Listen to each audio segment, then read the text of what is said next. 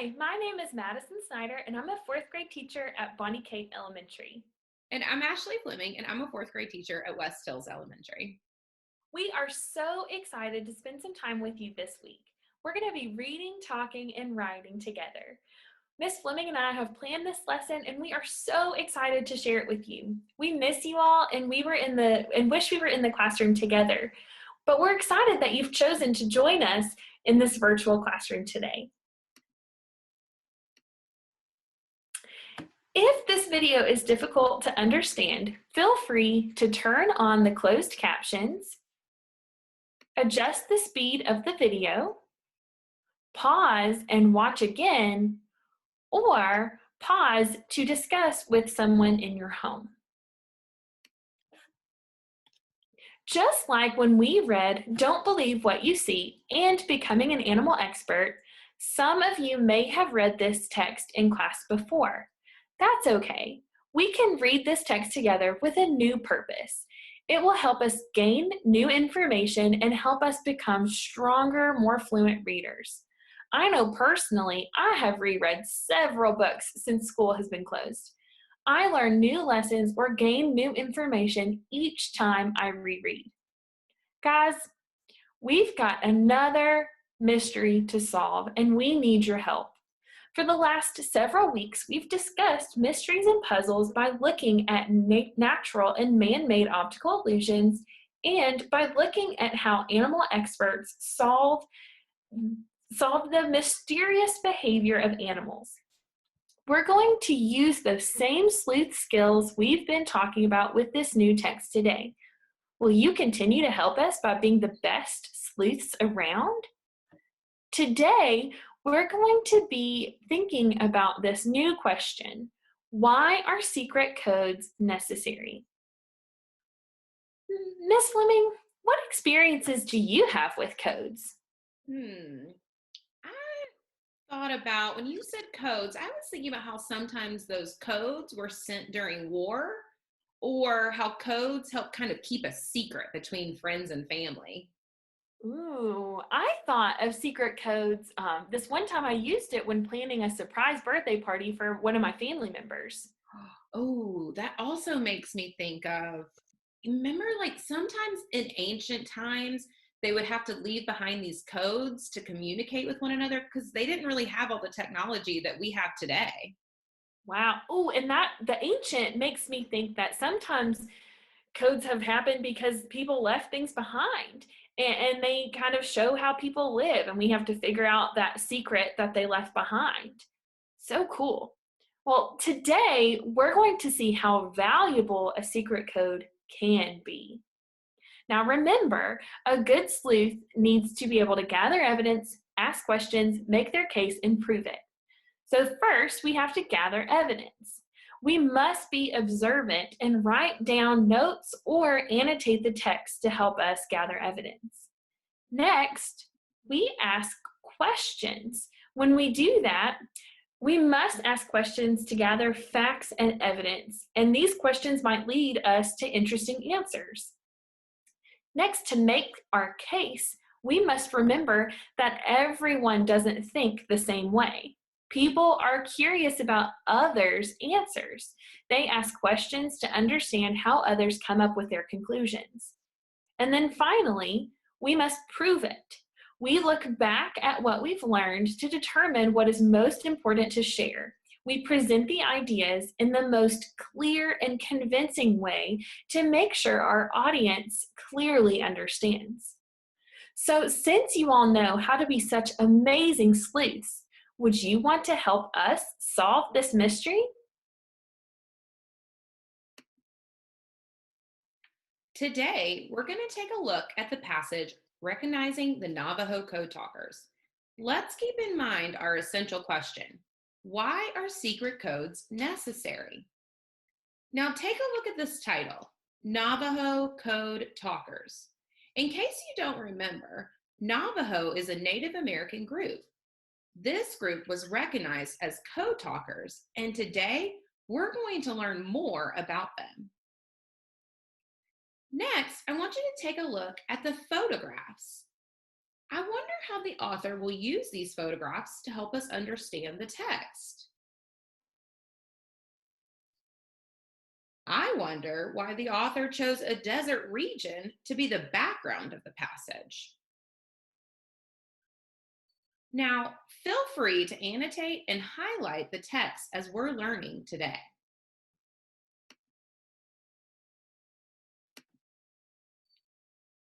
Before we begin reading, there are a few words I would like to go over with you all.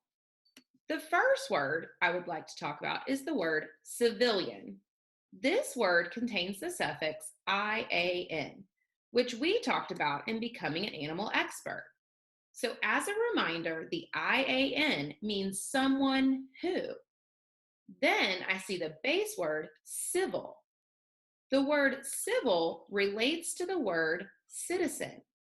So someone is in the common society and not in the military.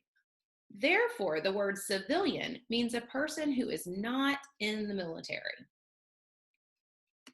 Next, we're going to run into the word Congress. This word has two parts: con, which means with and together or together, and gress, which means to meet together. Congress is a group of people who meet together to talk about the country. Now say that word with me: Congress. Then we add two suffixes to the word Congress. We add ION and AL. When we add the suffix ION, the word becomes a noun. And when we add the suffix AL, the word becomes congressional. The suffix AL means the word is now an adjective. We're describing a noun with the word congressional. Say the word congressional with me a few times. Congressional. Congressional. Good job. While we're reading today, I want you to think about the connections we can make with this information. I want you to think about what happens in the text and why it's happening. Remember, this is called cause and effect, which is a type of text structure that authors use to relay information to you. So let's go ahead and dive into our text and apply some of these strategies we have just discussed. As we read this first paragraph, I want you to think about what the president might have meant when he says, turned the course of battle. Let's go ahead and read aloud the first paragraph of Recognizing the Navajo Code Talkers. On July 26, 2001, 4 Native Americans received the highest civilian award that the U.S. Congress can give: the Congressional Gold Medal. Inside the Capitol in Washington, D.C., President George W. Bush addressed the audience. He said, "Today, America honors 21 Native Americans who, in a desperate hour, gave their country a service only they could give.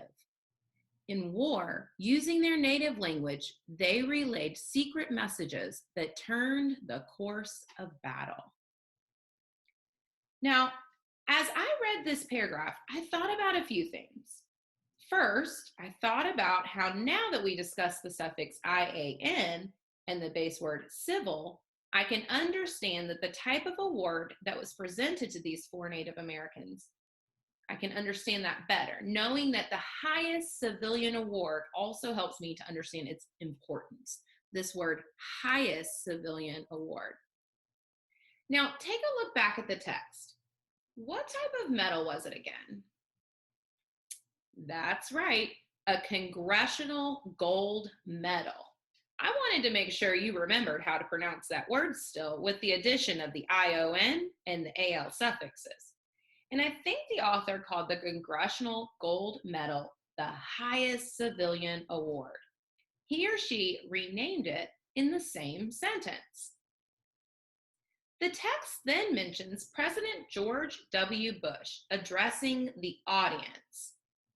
Now, this kind of address isn't like the one you live at and the one you write on an envelope when you're sending a card or a letter. This means that he was speaking directly to a group of people, his audience. You might have heard your teacher mention it this year when you were doing any type of writing, to kind of keep in mind who your audience is and who you're addressing. Now, lastly, I want to come back to the last quote of this paragraph.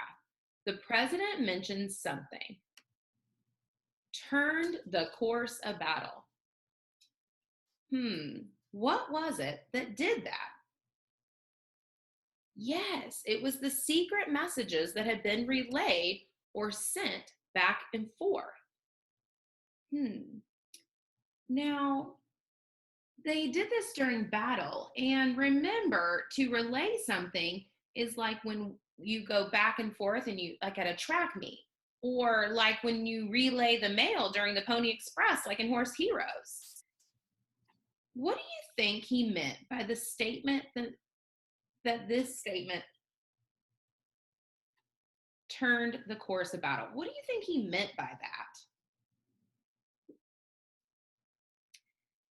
I believe he meant that the war was maybe not going in the direction America needed. I noticed that in the same sentence, he mentions a desperate hour. I went ahead and underlined that in there, meaning they really needed help. This code that was now being used to relay secret messages helped to turn things around for America. Imagine the significance or importance of this code. And think, the text says a service only they could give.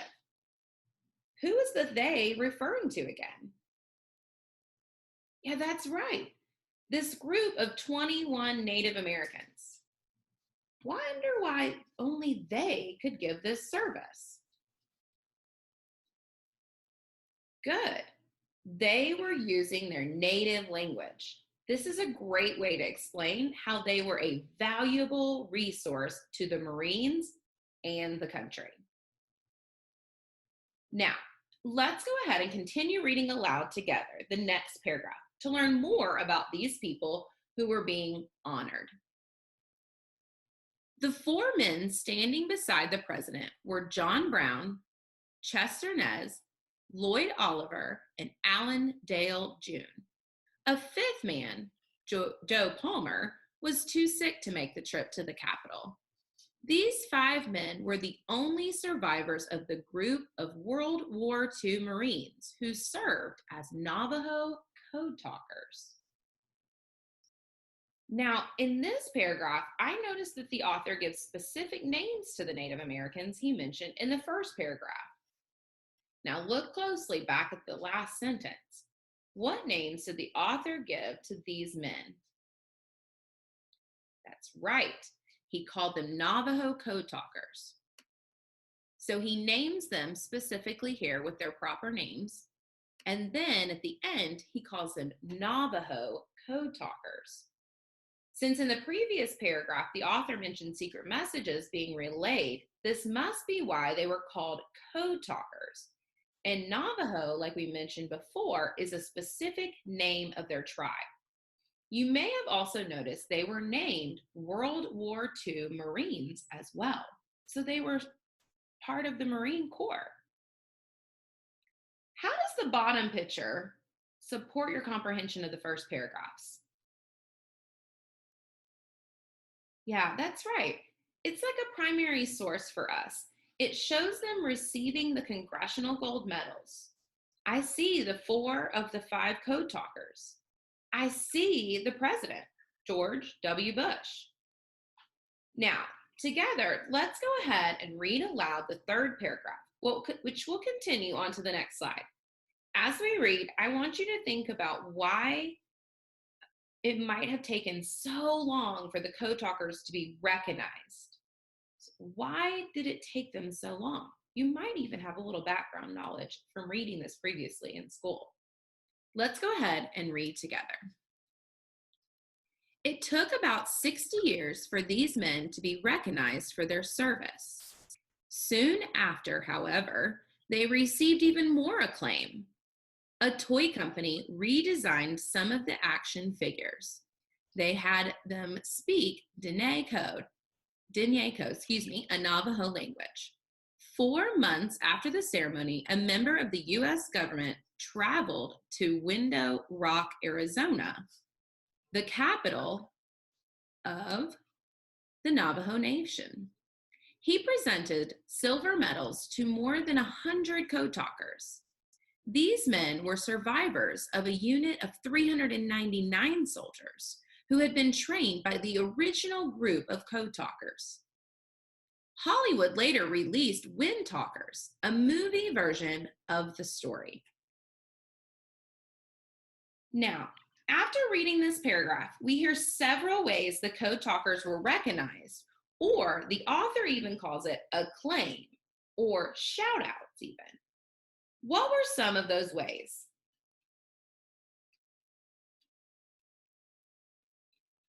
Maybe you said they were made into action figures that spoke their native language, or that they were given medals and presented them to the code talkers.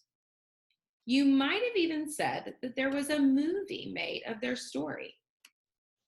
How do you think this maybe made the code talkers feel? Another question I'd like to pose might be, why were the gold medals passed out and then silver medals? Perhaps that's answered here on the second page when the author stated that these medals were given to the code talkers that had been trained by the original group. So silver medals are still a great honor, but the highest are reserved for the original surviving code talkers. Now, let's go back to the original purpose we had for this paragraph. How long was it before the code talkers were recognized for their service? Right, 60 years. I asked you to think about why this might have been. You may have previously read some other text in school, like Navajo Code Talkers, where we learned background knowledge about why it took so long for them to be recognized. Do you remember some of the reasons why so much time had to pass before these code talkers were recognized?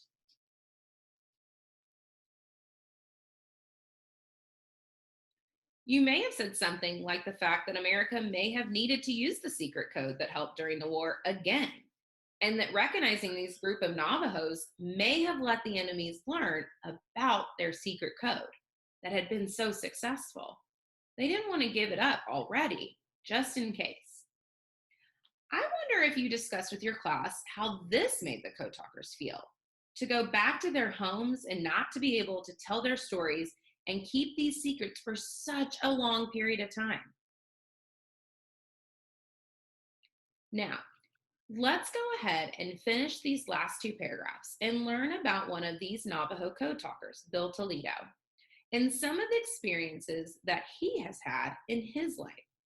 Go ahead and read aloud with me. Code talker Bill Toledo received a silver medal. He was recruited to the Marines from high school. He was a code talker for 3 years from October 1942 to October 1945. Toledo served in many battles and faced incredible danger. On the island of Guam, he barely missed being hit by sniper bullets. Thanks to his quick feet, he escaped unharmed. Later, while marching through the jungle, he was mistaken for a Japanese soldier. He was taken prisoner at gunpoint. Once the mistake was realized, he was given a bodyguard so that it would not happen again. Toledo says it's important to share his experiences with younger generations. He wants them to understand freedom comes at a cost. He wants them to appreciate the sacrifices made so that Americans can enjoy their freedom. Now, as I read through these paragraphs, what were some of those experiences that Bill Toledo had? You can say them aloud, or you can find and underline them right there in your text.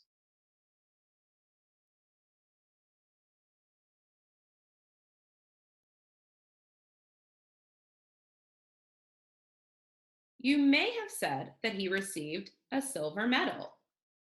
He was a code talker for 3 years. He was in many battles. and faced incredible dangers. Then the author goes on to describe some of those dangers that he faced. For example, dodging sniper bullets or even being taken prisoner at gunpoint. After reading about his experiences, let's see how, again, these pictures might support the information. Take a look at the two pictures on the right side of your page. How might that help support the information that we just read? Right. They give us a visual of what he might have seen while serving as a code talker during the war, but also a glimpse into his life later when he's sharing his experiences. Which brings me to the last paragraph. In this last paragraph, Toledo says it's important to share his experiences with younger generations. Now, why was that? Yeah, he wants them to understand that freedom comes at a cost. Huh. What do you think that means? Now, Miss Snyder, I would love to hear what you think this means, that freedom comes at a cost. What do you think? Hmm. In my opinion, I believe freedom comes at a cost means that we don't just get freedom by being an American. People like Bill Toledo have made sacrifices. Bill explained that he had to dodge sniper bullets and that he was mistaken as a Japanese soldier and taken prisoner for us to have freedom. They even had to sacrifice not telling people of their role in the war to continue protecting our freedom. Wow. I would love to add just a little bit onto what you're saying. Cost. When I heard the word cost in the text, that made me think about payment for something. Now, that something that was being paid for was our freedom, like you mentioned. And I really like how you mentioned the payment, because that referred back to all those sacrifices when you mentioned dodging the bullets, being taken prisoner. So I love that we can see what it really cost. Wow, great job, guys. Just like we did with becoming an animal expert, Ms. Snyder and I have developed an extension activity that includes the sleuth work in a tic-tac-toe board. Thank you, Miss Fleming. Now, this board will be in your KCS at home packet. You have 9 options of activities as you see here. You can try to complete 3 in a row, 3 down, 3 across, or 3 diagonal. So you don't have to do all of these or even 3. Maybe you just want to select your favorite one. That's okay too. Let's take a closer look at each row so you understand what we're asking of you. The first one, gather evidence supporting your opinion. Throughout the text, the author discusses the Navajo code talkers, but never explicitly says how he or she feels about the code talkers. Write a paragraph inferring how the author feels about the code talkers and support it by using evidence from the article. Next, ask questions. Imagine you are at the White House while the code talkers are being honored. If you could interview a code talker about his experiences, what would you ask? You can even challenge yourself by creating 2 factual questions and creating 2 opinion questions. Next, you have a picture it. You're going to reread paragraph 4 about Bill Toledo. Create an illustration of Toledo's experience during the war. Be sure to use evidence to support your picture and captions. Next, we have another opinion, just like last week.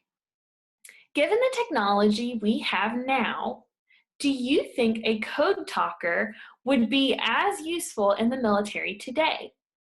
And just a reminder, think about that Oreo, your opinions, reasons, evidence, and then your opinion again. Next, we have another prove it. You're going to research and create your own super sentences using the following words: addressed, congressional, and capital. Be sure to use the same meanings as they were used in the text. That could be very challenging. Next, we're going to gather some more evidence. Put yourself in the shoes of a newspaper reporter covering a major event. Using evidence from this text, create a newspaper article covering the code talkers receiving the Congressional Gold Medal. And for our final row, you're going to gather some evidence. Research and collect more information about the Navajo code talkers using the KCS at home student resource links. Write a paragraph to summarize what you've learned. Keep in mind the components of a well-written paragraph: a topic sentence, important details, explanation and elaboration, and a concluding sentence. Next, you have a make your case where you're looking at some cause and effect. Look back into the text to identify relationships between events that happened and why they happened. You can show your learning in many ways. 1, record your findings in complete sentences. 2, create a cause and effect graphic organizer. Or 3, record yourself explaining it out loud. Finally, we have a social studies connection. There were several events discussed in the article. Create a timeline of these events in sequential order. Remember, some of the events do not have exact dates listed, so you must think logically about the order of events. Find someone in your home to justify your order of events on your timeline. This text has such fabulous information, we can spend 2 weeks learning about this topic. So today, what did we learn? First, we really thought about the question, why are secret codes necessary? Next, we learned about the recognition of the Navajo code talkers. Things like a movie was created about them and they received silver or the Congressional Gold Medals. Really cool. And then finally, we learned about Bill Toledo's experiences as a code talker. You guys have done such a great job working along with us as we've been reviewing these materials. Thanks again for joining us at KCS at Home. Be sure to visit the KCS resource page or your school's library and media page for more opportunities to research. We look forward to learning with you again. My name is Madison Snyder from Bonnie Kate Elementary. And I'm Ashley Fleming from West Hills Elementary. And we want to give a special thank you to Miss Ashley Croft, our ELL supporting teacher from Spring Hill. Thank you guys so much for joining us. Have a great week.